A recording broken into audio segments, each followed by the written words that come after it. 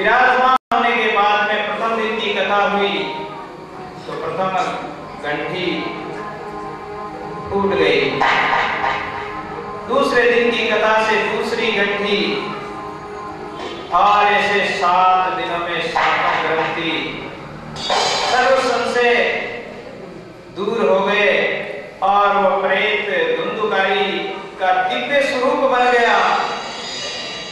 उसी समय आकाशों से विमान आए, देवता लोग पार्षद लेने आए, विमान में बिठाकर धुंधुकारी को ले जा रहे। इतने में गोकर्ण जी बोल पड़े कि अरे पार्षदों, ये क्या कर रहे हो? कथा तो हम सबने सुनी है और आप केवल धुंधुकारी को ही ले जा रहे हो, ये तो बड़ा अन्याय कर रहे हैं। पार्षद कहते हैं कि इसने ध्यान लगाकर एकाग्र होकर भगवान की कथा सुनी, मेरे ठाकुर की गोविंद की कथा सुनी, तो इसका कल्याण हो गया, इसलिए हम इसको ले जा रहे हैं, वैकुंठ धाम को ले जा रहे हैं, भगवान के पास ले जा रहे हैं। तो गोकर्ण जी कहते हैं कि फिर इन श्रोताओं ने भी तो कथा सुनी है। अब सज्जनों, श्रोता 3 प्रकार के होते हैं। एक तो श्रोता होता है, एक सरोता और एक श्रोता।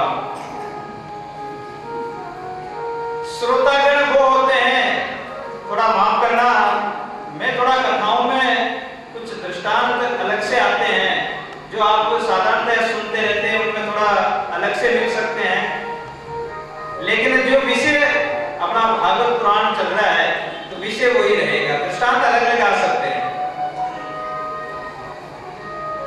श्रोता वक्ता श्रोता घर नहीं कहे सुने को राम, दातु यूं मन थिर नहीं बात बके सो बेकाम।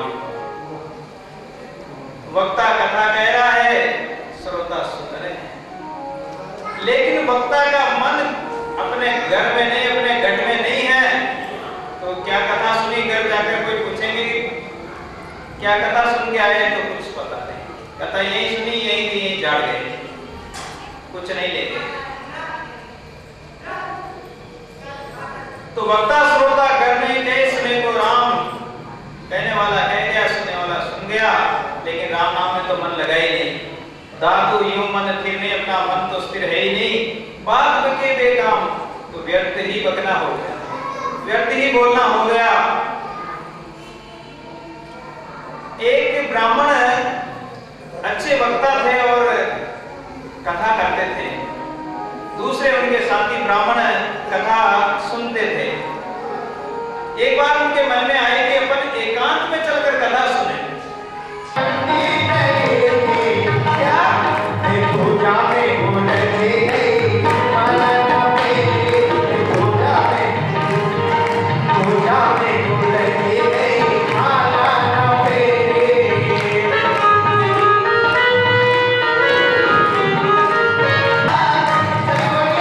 एक बार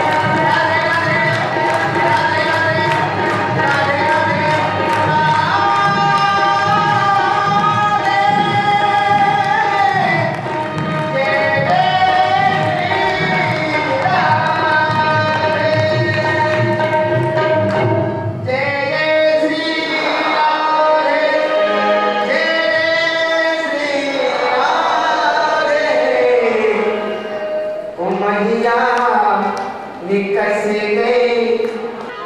श्रोतागण जो सुनते हैं अपने भाव का ही प्रभाव होता है, जैसा भाव होता है वैसा ही फल में हिस्सा हो जाता है। जो जैसा श्रद्धा भाव विश्वास रखते हैं वैसा ही उनको फल मिलता है। नारद जी बोले कि कथा श्रवण का क्या नियम है। सनत कुमारों ने कहा जब कथा सुनी जाए तो पंच विद्वान ब्राह्मणों का वर्ण किया जाए और सुंदर मुहूर्त निकालकर शुभ मुहूर्त में कथा होनी चाहिए। व्यास मंच सुंदर बनना चाहिए, तुलसी की स्थापना हो, वेद विधि के अनुसार नवग्रह वेदी, रुद्र कलश, विष्णु कलश, पितृ कलश इत्यादि कलशों की स्थापना हो, देवताओं की स्थापना आह्वान हो और बड़ी सुंदर रीति से पूजन करें। विष्णु सहस्त्र नाम का पाठ, श्रीमद्भागवत महापुराण का मूल पाठ, गायत्री मंत्र, गणपति मंत्र इत्यादि, गीता पाठ इत्यादि पाठ भी होने चाहिए। शास्त्रों के प्रमाण और सुंदर उपयोगी जहां उपयुक्त हो वैसे ही दृष्टांत संतों के वचन, ऐसी सुंदर कथा हो। और भागवत की कथा सुनते हैं तो सुंदर आसन लगाकर, सुंदर भाव सजाकर हृदय में श्रद्धा भाव से, विश्वास से सुने। अगर कई लोग ऐसे भी होते हैं जो घुटने ऊंचे कर लेते हैं और उसमें अपना सिर रखकर ऐसे कथा सुनते हैं तो उसको दरिद्र आसन कहते हैं। और जो दरिद्र आसन पर बैठता है उसके घर में दरिद्रता आ जाती है। तो आसन को अच्छे आसन पर बैठ, कथा को अच्छे आसन पर बैठकर और सुंदर भाव से सुने। इस प्रकार श्रीमद्भागवत महापुराण में महात्म्य कथा के बाद में प्रथम स्कंद वर्णन करते हैं, जहां ये मंगलमय शुभारंभ हो रहा है। इसमें देवता की स्तुति भी की जाती है। किसी ग्रंथ में राम की स्तुति है, किसी में कृष्ण की स्तुति है, किसी में दुर्गा की स्तुति है, हनुमान जी की स्तुति, और ग्रंथ देखते हैं अनेक देवी देवता है, उनका वर्णन अनेक ग्रंथों में मिलता है। लेकिन भागवत में स्तुति की गई तो केवल एक सत्य परमात्मा की स्तुति की गई। वहां किसी का नाम नहीं है, किसी देवता का नाम नहीं है। वहां तो बड़ा सुंदर वर्णन है। जिस परमात्मा की इच्छा शक्ति से, उसके संकल्प मात्र से सारी सृष्टि का निर्माण होता है, पंचभूतात्मक सृष्टि का रचन होता है। और परब्रह्म परमात्मा हिरण्यगर्भ नहीं है, जिसने ब्रह्मा विष्णु महेश बनाए हैं, सभी में समाया हुआ है। उस सत्य परमात्मा की हम वंदना करते हैं। भागवत में पहले में भी, प्रथम प्रारंभ में भी सत्य का ही वर्णन आया है, मध्य में भी और अंत में भी उसी सत्य परमात्मा को बताया गया है। जो परमात्मा आदि अंत मध्य से रहित है, ऐसा राम है वो कि वार पार से रहित, वार पार नहीं उनका दादु तेज अनंत, कीमत नहीं करता कि ऐसा प्रबंध, वो परमात्मा ऐसा है। सत्य राम के आश्रय सप्तदीप नवखंड, सत्य जो होता नहीं तो बह जाते ब्रह्मांड। उस परमात्मा की कृपा से ही सब सृष्टि व्यवस्थित चल रही है। धर्म न दूसरा सत्य समान, आगम निगम पुराण बखाना, सत्य के समान दूसरा कोई धर्म नहीं है।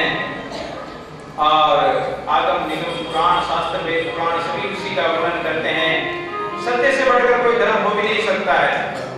वेद व्यास जी ने भी शास्त्र में लिखा है, असत्यात् परा धर्मो, यानी नहीं असत्य संपातक कुंजा। असत्य से बढ़कर कोई अधर्म नहीं हो सकता है। इसलिए जीवन में ज्यादा से ज्यादा सत्य बोलने की आदत डालें। जीवन का यही सार है, सांच बराबर तप नहीं, झूठ बराबर बात, और जाके हृदय सांच है ताकि हृदय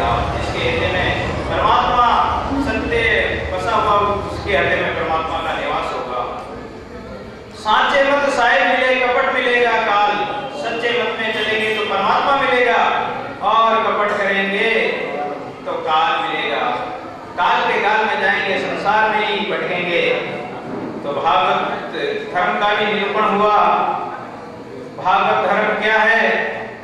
ये कृष्ण कथा ही भागवत धर्म है। जो निष्कपट संत हैं, मन में जरा भी जिनके कपट नहीं है, जिनके कामहीन है, क्रोध जाके, लोभहीन है, मोह जाके, मतहीन है, मत्सर है, कोप में विकार है, पाप इन्हें पुण्य जाने, हर्ष इन्हें शोक आने, देही दे न्यारो है, सुख इन्हें दुख माने, पाप इन्हें पुण्य जाने।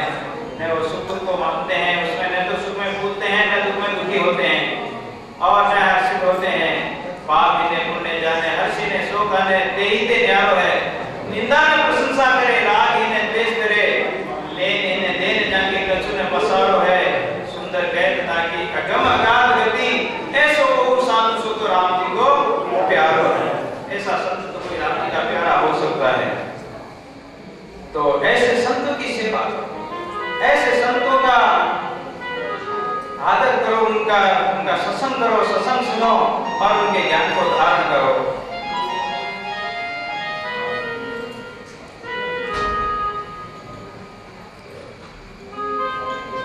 कर मन उन संतन की सेवा, जिनके आन भरोसा नहीं। अरे उन संतों की जिनके और कोई भरोसा ही नहीं हो, एक परमात्मा का ही भरोसा हो।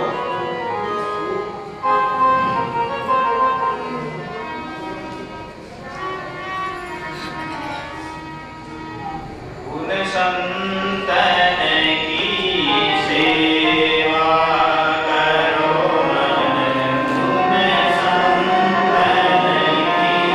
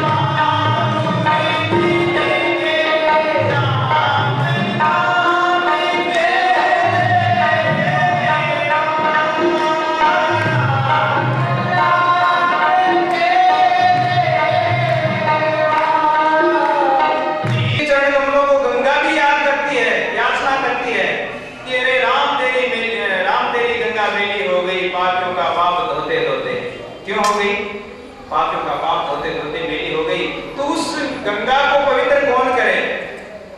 उस यमुना को, उस नर्मदा को कौन पवित्र करे? उसको संत महापुरुष की वो याचना करती है कि संत महापुरुष हम मेरे में आकर चरण धोएंगे, चरण रखेंगे तो मेरा पाप संत महापुरुष दूर कर देंगे। साधु नदी जल राम रस तहां पखाले अंग, धातु निर्मल मल गया साधु जन के संग। संत पवित्र कर देते। संत एक निर्मल नदी है और राम रस उनमें भरा है। तहां पखाले उसमें नहा लो, स्नान करो, ज्ञान गंगा में गोता लगा लो। श्रीमद् भागवत ज्ञान प्रवाह, ज्ञान गंगा में, इस रस प्रवाह में जो बह गया, जो इस रस में डूब गया वो पार उतर गया। अरे मुझे तैरना तो आता था, लेकिन मुझे डूबना अच्छा लगा। तैरना तो आता नहीं, तैरने से क्या, संसार में कितने ही नाम कमा लो, विद्वान बन जाओ, कुछ भी बन जाओ, क्या काम आएगा? तुम्हें कोई भी काम आने वाला नहीं। एक राम का नाम ही अंत में काम आने वाला। कोई साथ जाएगा, किया हुआ धर्म ही साथ जाएगा, पुण्य किया हुआ कोई साथ जाएगा, इस जीव के साथ और कोई नहीं जाएगा। एक सुई भी साथ नहीं जा सकती है। तो सत्य ही सबसे बड़ा धर्म है। उन निष्कामी संत महापुरुषों की सेवा करने से ही मुक्ति मिल सकती है। बोले कि शिवदम शिव कल्याण प्रदाती, शिवदम कल्याण करने वाली एक कृष्ण कथा ऐसी है। ताप त्रयोन उन्मूलम, तीनों तापों को नसाने वाली है। सब आया उस एक में, डाल पान फल फूल डालो पीछे क्या रहा, जब निज पकड़ा। यदि हम पेड़ की जड़ में जल डालते हैं तो पूरा पेड़ हरा हो जाता है, और उसके पत्ते पत्ते को जल दो, जड़ में जल मत दो तो पूरा पेड़ सूख जाएगा। कितने ही देवी देवता, कितने ही मंदिर मस्जिद गुरुद्वारे हैं, सब हैं, लेकिन संतों को तो एक मन की उसे एक परमात्मा को पकड़ लो। अपने मन को भूत प्रेतों में, देवी देवताओं में मत उलझाओ। ये मन तो एक है, परमात्मा की भक्ति में लगाओ। एक मूल परमात्मा को पकड़ लो। बड़ी बड़ी शाखाएं ब्रह्मा विष्णु महेश हो गए, फिर और शाखाएं बड़े बड़े देवता हो गए, 33 करोड़ देवता मानते हैं। किस किस को पूजोगे? और गीता में कहा है कि जो व्यक्ति जिस देवता को पूजता है, जिस भूत प्रेत को पूजता है, तो अंत में उसी के लोक में जाना पड़ता है। और देवी देवताओं में अपने मन को लगाओगे, अपनी भक्ति को लगाओगे, तो अंत समय में उसी के लोक में जाना पड़ेगा। तो कल्याण तो नहीं हुआ, 84 लाख योनियों में ही भटकते रहो। ये भी तो 84 लाख योनियों में परमात्मा की सृष्टि में ये भी तो माया ही है, उसी में तो उलझे रहेंगे। इन सबको छोड़कर और एक मूल परमात्मा को पकड़ लो। 7 दिन तक कथा को नियम से सुनना चाहिए, और जो नियम से सुनते हैं वो बड़भागी हैं। व्यास जी आ जाते हैं, कथा सुनने वाले आ रहे हैं, धीरे धीरे धीरे घर का काम करने में तो कथा 7 दिन तक चलेगी, और 7 दिन करते करते 7वां दिन भी पूरा हो जाता है, उनका काम पूरा कभी होता ही नहीं। दादू अवसर चल गया, बढ़िया गई बिहाई, कर छिटके कह पाए, जना ममो लग जाइए, अवसर तो चला जाएगा। 7 दिन कोई बड़ी बात नहीं। अरे 7 दिन में तो सारा संसार ही जा रहा है। नानक जी के पास में एक व्यक्ति आया, बड़ा धनवान था, और वो बोला, उसके पास पैसा बहुत था लेकिन धर्म दान पुण्य में नहीं लगाता था। नानक जी ने देखा कि अरे इसने, परमात्मा ने इसको खूब दिया, लेकिन ये धर्म दान पुण्य में भी नहीं लगाता, न कोई धर्म कर्म करता है, न कोई सुमन भजन करता है, और ये नरकों में जाएगा। नानक जी के पास प्रणाम करने गया। प्रणाम करते ही नानक जी ने आशीर्वाद की जगह उनको कह दिया कि तू 7वें दिन मर जाएगा, 7 दिनों में मर जाएगा। अब जब गया था तो बड़ा उत्साह था, ये संतों के पास दर्शन करने चल रहे हैं, लेकिन उनको कहा कि 7 दिन में मर जाएगा, तो उसी समय उनका तो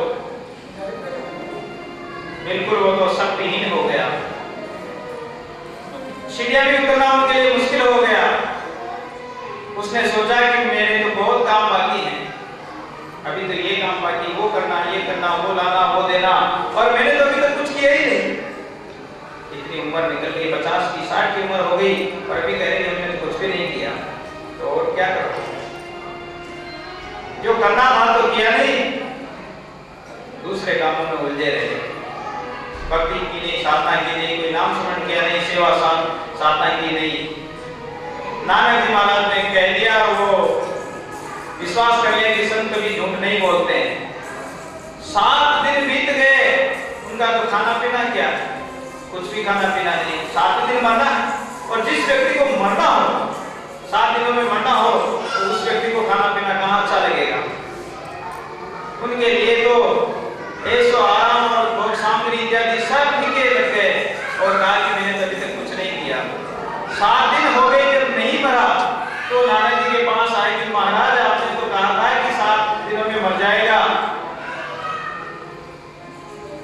नानक जी ने कहा कि अरे 7 दिन में तो सब मरता, सारा संसार 7 दिन में तो मरता। सोमवार को, कोई मंगलवार को, कोई बुधवार, गुरुवार, शुक्रवार, शनिवार, रविवार, किसी न किसी दिन तो मरते ही हैं। 7 को दिन होते हैं, 7 बार होते हैं, सबको मरना है। जब मरना ही है तो फिर क्या करना है?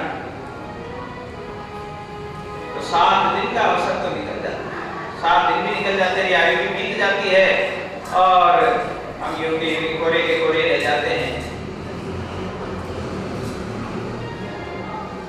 सदनों, कथा आपने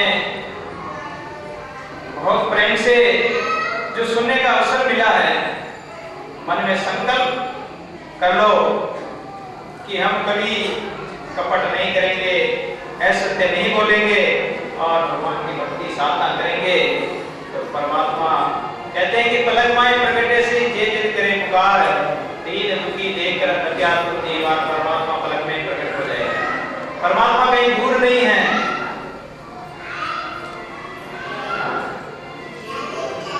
अब श्रीमद् भागवत जी का आरंभ कैसे हुआ, तो शुभारंभ कैसे होता है, भागवत जी का प्रकट कैसे होता है।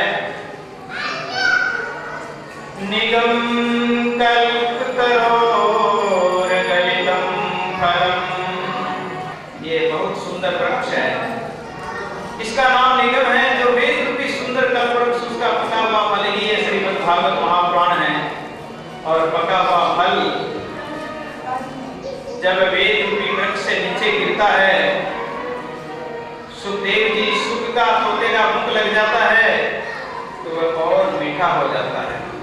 अरे फल में तो गुठली भी होती है, छिलके भी होते हैं, लेकिन इस भागवत रूपी फल में, इसमें कोई गुठली नहीं, कोई छिलके नहीं, इसमें तो सारा रस ही रस है।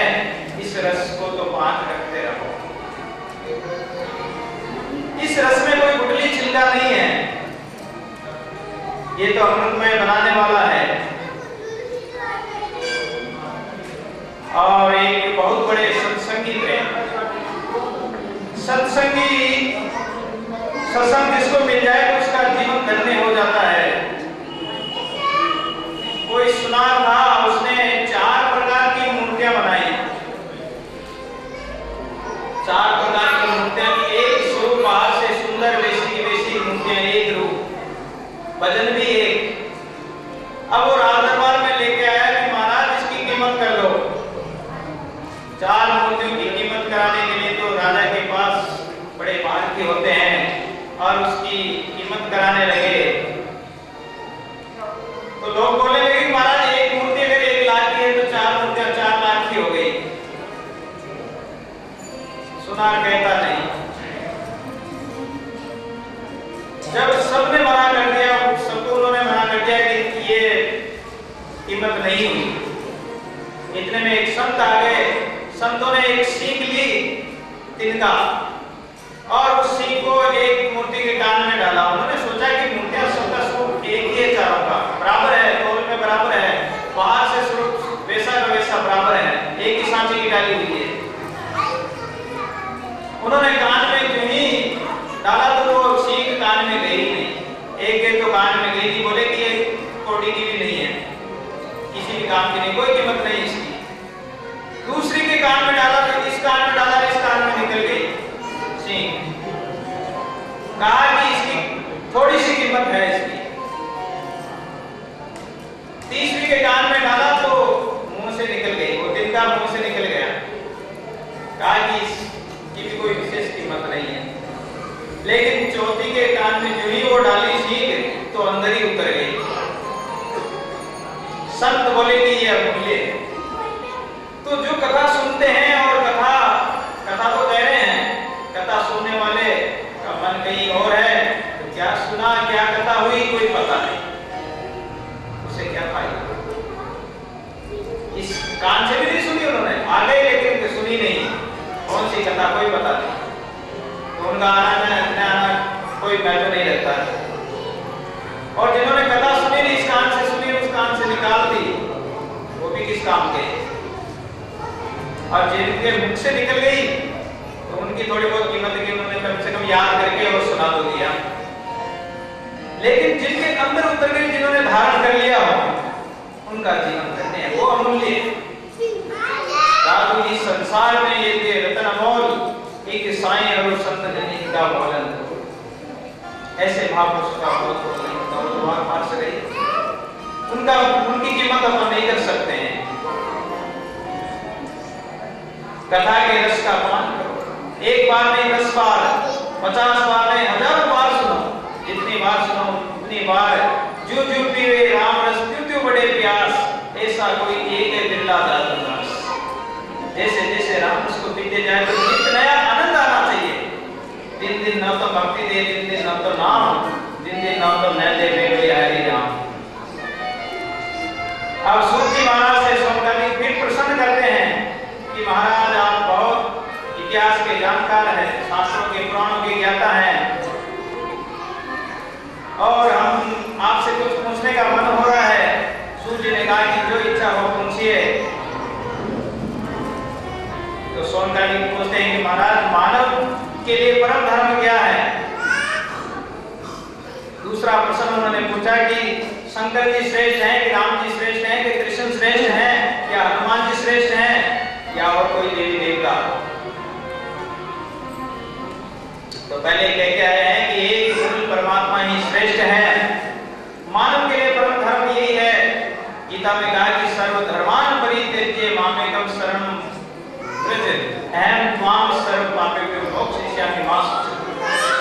सर्व धर्मों को त्यागो। सर्व धर्मों का त्यागने का मतलब ये नहीं है कि आप अपने धर्म को ही त्याग दो। उन्होंने कहा कि अपने आत्मा से भिन्न जितने भी साधन हैं, जितने भी कर्म हैं, परमात्मा की प्राप्ति का जो मार्ग के जो साधन है, जब तक साधन योग ये कुछ भी दान पुण्य तप तीर्थ इत्यादि है, पूजा पाठ है, इनको मत त्यागना है तो अपने बुरे कर्मों को त्यागो, पाप से डरो, कपट को त्यागो। इन धर्मों के लिए उन्होंने कहा।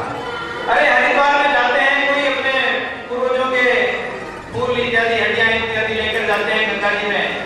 ब्राह्मण संकल्प कराता है कि कुछ छोड़ो, तो क्या छोड़ते हैं? कोई ऐसा फल या ऐसी सब्जी छोड़ के आएंगे कि जो कभी खाते नहीं है। क्या फायदा होगा? अरे छोड़ना है तो झूठ बोलना छोड़ो, किसी चीज में मिलावट करते हैं तो उसको छोड़ो। ऐसा तक हमने देखा है कि गाय का जो बांटा आता है, गाय को बांटा देते हैं, बांट आती है, उसमें लोग मिट्टी मिला देते हैं वजन बढ़ाने के लिए। वैसे ही रंग की मुरड़ आती है, मुरड़ आता है, वैसी मिट्टी मिला देते हैं। मालूम नहीं कर सकते कि ये बांट है या मिट्टी है। मनुष्य तो फिर भी निकाल लेंगे या शुद्ध करके खा लेंगे, लेकिन बेचारी गाय तो कैसे खाएगी? दूध की थैलियां लाते हैं, थैलियों को नाली में डाल देते, बाहर डाल देते, गाय खा जाती, मरेगी नहीं तो क्या करेगी? कहते हैं गाय की रक्षा करो, गौ रक्षा करो, कैसे होगी? गाय किससे बनने वाले, जो चमड़े से बनने वाले वस्तुएं काम ले रहे हैं, वस्तुएं काम लेंगे नहीं तो लोग क्यों मारेंगे उस गाय को? चमड़े को क्या काम आएगा फिर? और चौथा प्रश्न किया, भगवान के अवतार कितने हैं? तो परमात्मा के 24 अवतार हुए हैं। पांचवा प्रश्न कि वक्ता वो श्रेष्ठ नहीं है जो छोटी सी बात को बड़ी बनाकर कहे। वक्ता तो वही उत्तम है जो सूक्ष्म रूप से बतावे। गागर में सागर को भर कर कहे। फिर संसार के लोगों पर इतना समय, संसार के लोगों को इतना समय कहाँ कि कथा इतनी लंबी विस्तार से सुन सके। इसलिए संक्षिप्त में ही कथा कहकर और सुंदर सुंदर भजनों के माध्यम से मधुर स्वर से हरि कीर्तन करें। छठवां प्रश्न था सोनकाली पूछने की, जब भगवान अपनी लीला को संपन्न करने के लिए आए और श्री कृष्ण अवतार लिया, अवतार लेते समय गोविंद ने कहा कि हम तो पृथ्वी का भार उठाएंगे, और स्वयं भगवान गीता में भी कहा है यदा यदा हि धर्मस्य ग्लानिर्भवति भारत अभ्युत्थानम् अधर्मस्य तदात्मानं सृजाम्यहम् परित्राणाय